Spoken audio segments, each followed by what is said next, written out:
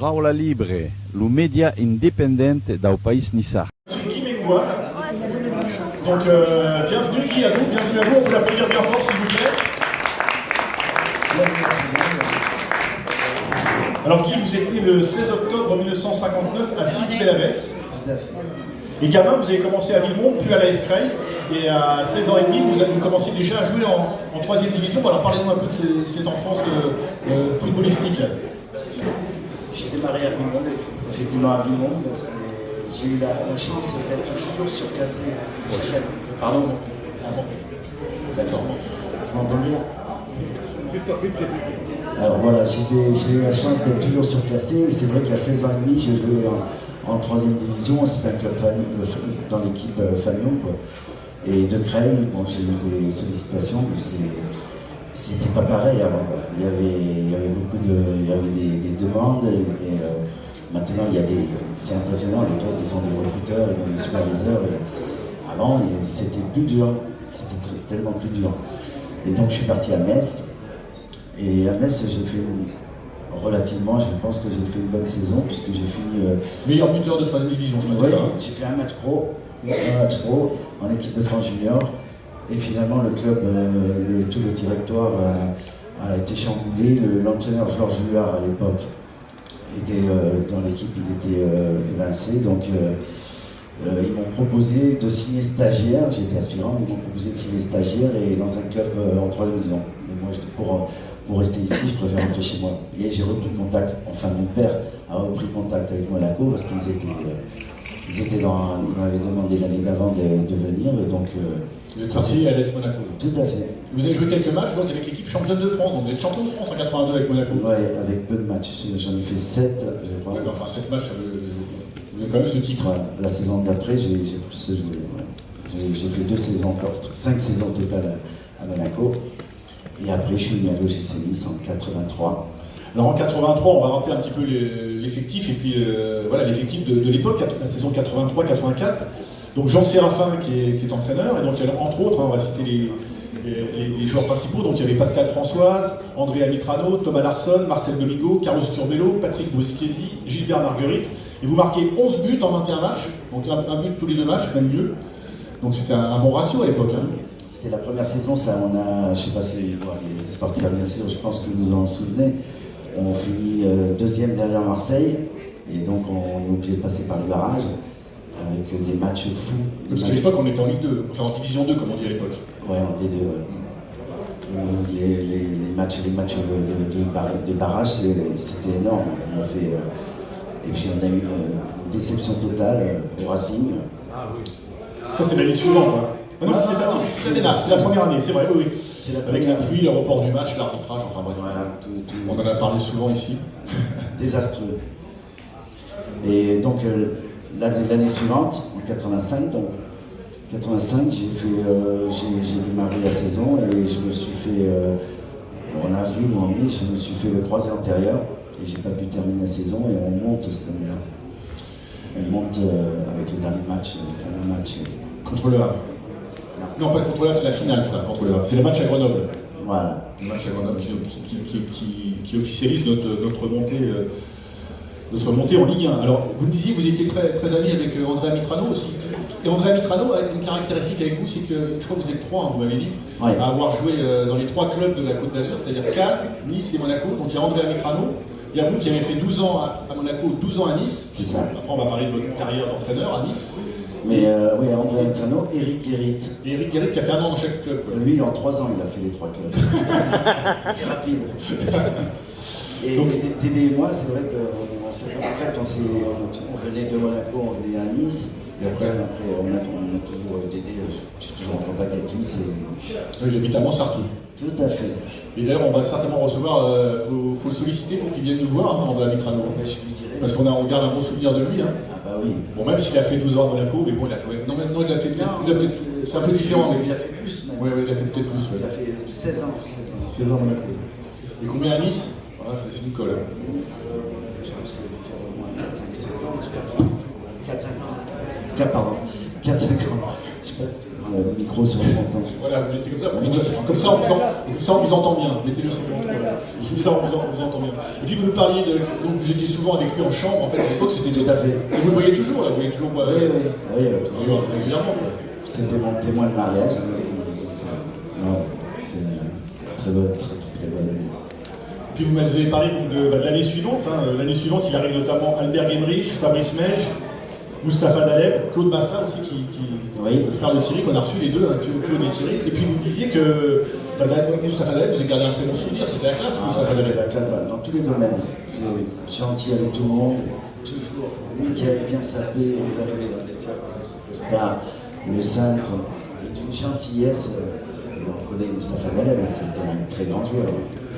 Et vous, à l'époque, je ne sais pas si je me souviens, vous aviez les deux pieds, là, et vous jouiez plutôt avec les deux pieds, mais vous jouiez souvent plutôt ailier droit, en fait. C'était votre poste préféré. J'ai démarré sur ce côté. Ouais, s'il vous plaît, pas trop de bruit derrière. Un peu de silence, sinon je fais évacuer la salle, alors attention. Donc pas trop de bruit là-bas. Monsieur Cobos, ça, je me fais beaucoup de bruit. Oui, en fait, ou à gauche ou à droite, c'est vrai que. Daleb jouait souvent à gauche ou en 10, quoi. Oui, tout à fait. Tout à fait. À l'époque de cette année. Mais moi, j'ai pas fini l'année parce que j'ai été opéré du genou. Et c'est vrai que c'était. J'ai mis du temps parce que j'ai repris rapidement. Trop rapidement, peut-être. Voilà, tout à fait, puisque je me suis fait une deuxième opération à la cuisse. Donc ça m'a handicapé et je suis revenu en fin de saison. Et alors l'année suivante, donc, il arrive notamment Jean-Philippe Rohr, qu'on a reçu aussi, Pierre Dréaussy, Jocelyn Rico. Et là, c'est une belle saison, on termine 8e de Division 1. Vous vous souvenez un peu de cette saison, mais vous avez bien récupéré de votre blessure, non? Non, j'ai mis du temps à récupérer et j'ai fini la saison sur la fin de saison et Jean Séraphin, il comptait plus sur moi l'année d'après. Donc j'étais obligé de partir. Donc vous êtes parti à 7 en Ligue 2, alors à l'époque, ils avaient recruté du lourd, comme on dit, ils avaient recruté Dominique Battenet, Éric Renaud qui jouait au PSG, Uwe Krause, qu'on a bien connu en allemand. Et là, vous marquez 27 buts en 2 saisons, donc là, les agents, Henri Zambelli revient vous voir. Hein. Mais il n'y avait pas beaucoup, d'agents. À l'époque, oui, c'était un peu moins. Non, il n'y avait pas beaucoup.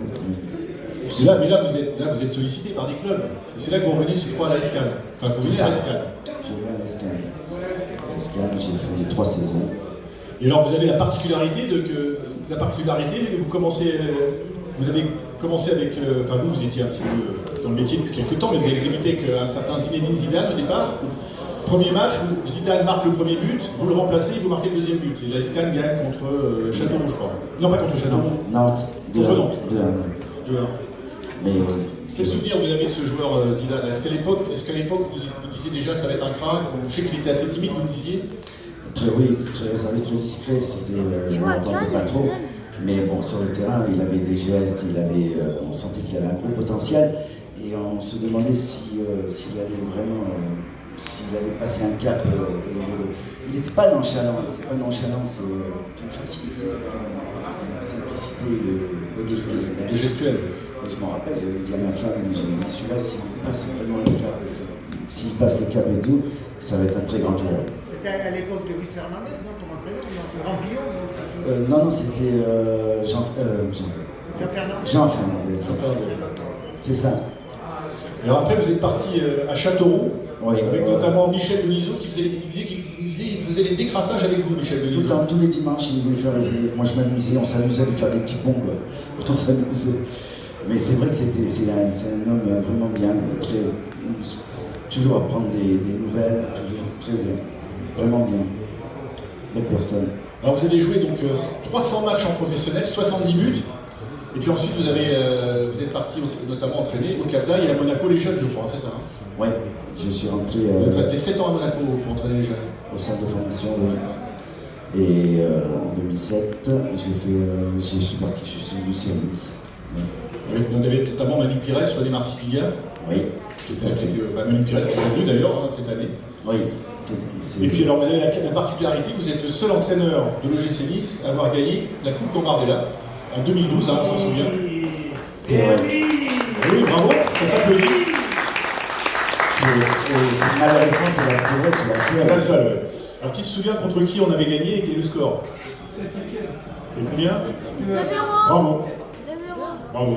T'as gagné un café. C'est moi qui pleure. Alors c'est vrai que vous me disiez, comme nous c'est pareil, on s'était dit à l'époque, il y avait une équipe, il y avait, bon, on va citer les joueurs principaux, donc Alexis Bossetti, Boisassen, Fabien Dao Castellana, Johan Cardinal, Gauthier Loris, Lucas Rougeau, Jordan Amavi, Neil Bopet. Mais quand on se projette maintenant aujourd'hui, en fait, il n'y a vraiment que deux qui ont pu, qui font entre guillemets une belle carrière, c'est Jordan Amavi et Neil Bopet. Les autres ont un petit peu, jouent dans des divisions un peu inférieures ou ne jouent pas. Ouais, c'est vrai, c'est vrai. C'est dommage quoi. On en parlait Dao Castellana qui va grâce à National 3, donc ouais, c'était un joueur à l'époque on se disait ça va être un crack quoi. Mais oui, mais bon, c'est comme ça. Hein, il y a une question mentale je pense aussi. Oui, moi je veux dire, on ne peut jamais dire à 100% qu'un jeune il va sortir. Il y a tellement de paramètres, il y a tellement de choses. On voit des joueurs arriver avec des qualités énormes et malheureusement, ils ne passent pas. Et on voit des joueurs arriver avec peu de qualité, mais avec un mental énorme. C'est vrai que le mental, c'est 80% de réussite. Est-ce que maintenant, c'est pas bien par rapport à la taille? Pardon? Je disais plus dur maintenant de sortir qu'à votre époque ou pas? Non, Ouais. de concurrence? Non, je pense pas. C'est pas plus dur de sortir. Sortir? Non, je pense pas. C'est plus facile maintenant de sortir.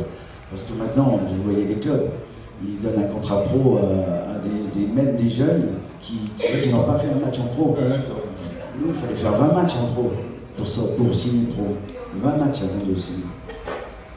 Alors c'est plus facile maintenant. Et c'est vrai que, moi je me rappelle, je demandais aux jeunes, qu'est-ce que tu veux faire plus tard? Ils me disaient être pro. Ils me disent non, c'est pas ça, c'est faire une carrière pro. C'est complètement différent.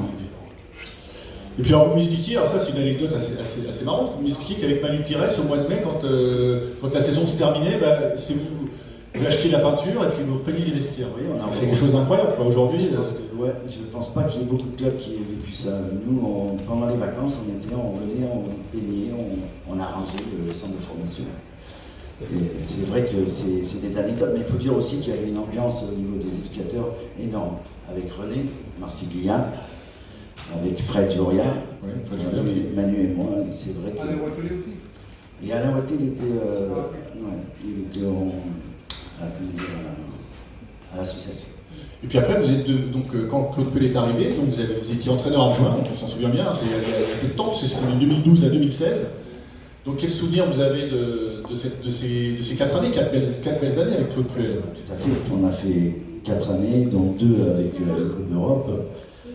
Je veux dire, c'était magnifique, ça faisait tellement longtemps qu'on n'avait pas le sein. Et puis vous êtes rentré dans le nouveau stade aussi, avec exact. Un an, la dernière, 2012-2013 au Ré, après on a basculé sur le stade. Sur ce magnifique stade. Et c'est vrai que le monde pro c'est complètement différent par rapport au centre de formation. C'est vrai que l'arrivée dans le nouveau stade, ça a changé beaucoup de choses. On a reçu Patrick Bruel, par exemple, c'est beau. Ce serait pas un Loiret d'ailleurs. Et par contre, vous avez.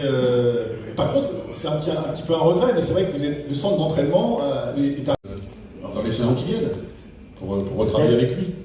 Peut-être. C'est tout ce qu'on vous souhaite. On va passer aux quelques questions des supporters. On va faire assez court parce qu'on est un petit peu pris par le temps. Donc, avec Christian, notre supporter numéro 2. Un bis. Bonsoir Guy. Une petite question. Est-ce que tu penses que, quand tu étais entraîneur, est-ce qu'un entraîneur spécifique avant-centre, c'est une bonne chose pour certains clubs? Écoutez, ça c'est un sujet que j'adore. Vous pensez que c'est bon? Moi, j'aimerais, moi. Ouais. Moi, je pense qu'il devrait y en avoir dans tous les clubs, mais pas au niveau des pros. Ça doit partir d'en bas. Déjà travailler tous ces gestes. Un attaquant, il doit savoir dans la surface quel geste faire, quelle surface du pied utiliser et travailler ça. C'est énorme. J'arrive pas à comprendre comment il n'y en a pas plus d'entraîneurs adjoints en charge des attaquants. C'est énorme, les déplacements, il y a tout un travail à faire, les répétitions je vous dis, des gestes dans la surface. Il doit le savoir. Il doit apprendre ça. C'est très important. Et après, j'ai une petite question. Avec quel joueur tu t'entendais le mieux en match sur le terrain? Voilà, au fil des années, quel joueur je m'entendais le mieux? Vous voulez dire au niveau amical ou sur Non, le terrain? sur le terrain, footballistiquement. Ça, avec un joueur qui a des qualités, on s'entend avec tous les joueurs qui ont des qualités, tu t'entends bien, hein, capable de donner un ballon, de le rendre. Donc tu n'as pas une affinité plus particulière? Non, avec André Mitrano, oui, ça c'était particulier. Parce que toujours sur les même pas qu'avec plusieurs en fait, c'est vrai. Il y a tous les gardiens, parce que moi et d'autres joueurs, on finissait l'entraînement et au lieu de rentrer au vestiaire, on restait à travailler. Et les gardiens, c'est des bosseurs. Et tous les gardiens que j'ai eu dans les équipes où j'ai joué sont toujours restés et on a travaillé. Et après, on rentrait au vestiaire, il n'y avait plus personne, on était les derniers. Et je dis, c'est fou, on ne disait rien, on restait à travailler, on frappait, c'est à mon époque. Maintenant, c'est impossible. Dès qu'on travaille un petit peu trop, au bout de 30 minutes, tout ça, on reprend le rôle, on dit non, stop, il faut les laisser se reposer. C'est fou. Hein. Et après, ma dernière question, c'est par rapport à l'ambiance. Tu as connu le Louis II et puis le Ré, je pense que ta préférence va... L'ancien Louis II. Ouais. Ouais. Ah, bah, l'ambiance, vous parlez d'ambiance, il n'y a pas photo. On le sait très bien. À part, il y a une ambiance, c'est quand Nice vient jouer à Monaco. C'est le seul match, malheureusement. Question d'un ancien. Très ancien. J'avais une question, on n'a pas évoqué le match contre Le Havre en 84, la victoire 4-3. Est-ce que le pénalty du 3-3 que vous mettez, c'est le moment le plus stressant de votre carrière? Bonne question. Hein. Ouais, elle est bien. Et en plus, On va pas réaliser là. je me rappelle pas t'avoir vu dans les tribunes. Non, mais en fait, non, parce que j'avais l'habitude de tirer, puis bon, c'est un geste, ça, c'est beaucoup de mental, et puis, non. Mais c'est vrai qu'après coup, je me suis dit, oui, j'ai bien fait de le mettre, parce que c'est vrai que c'était un match fou, ce match. Hein. On égalise à 3-3 et on finit par gagner 4-3. C'était magnifique, avec un public énorme. Une dernière question. Monsieur Serrano, de la Azur TV. On peut applaudir aussi. Mais tu savais, je ne peux pas. Non mais c'est pas pour moi, c'est Jean-Marc de Paris, je sais pas si tu as déjà entendu parler. Ouais. Il voulait savoir si tu regrettais dans ta carrière d'avoir privilégié des fois le Sud, si ça t'avait pas empêché de faire d'autres choses. Et moi je voudrais savoir comment tu fais pour avoir la même coupe depuis 86. Ben, c'est tout. Déjà tu te trompes, c'est pas depuis 86, depuis que je suis né. Pardon. Alors première question alors. Le Sud alors. Le Sud. Dans le Sud. Si je regrettais d'avoir privilégié le Sud, non, pas du tout. Non, sincèrement, non. Pour preuve, c'est que la dernière année où j'ai joué en tant que professionnel, c'était à Châteauroux. Et j'ai dit, je rentre vite. C'était horrible. Les gens ne sourient pas parce qu'il fait jamais beau. Non, franchement, non, je regrette rien. C'était comme ça et j'en suis très heureux. Et donc pour la coupe de cheveux, en fait, vous avez gardé la même coiffeuse depuis maintenant. Elle est morte. Bon bah écoutez, on va terminer sur cette note joyeuse. Hola mio bella Nisa, regina dei flu, li tiu vittorisa, io canterai tu giù, canterai montagna, io tiu tan rideco, li tiu verdi campagna, li tiu gran soleil d'or.